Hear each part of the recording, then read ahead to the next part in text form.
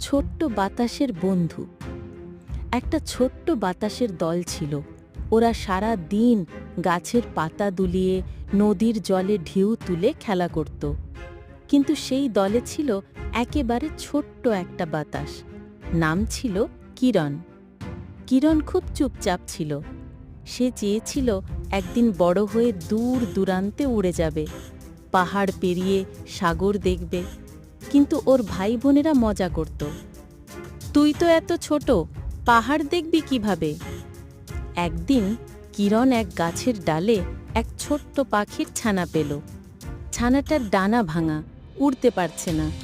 কিরণ আস্তে আস্তে ছানাটাকে হাওয়ার কোমল স্পর্শে শীতলতা দিল।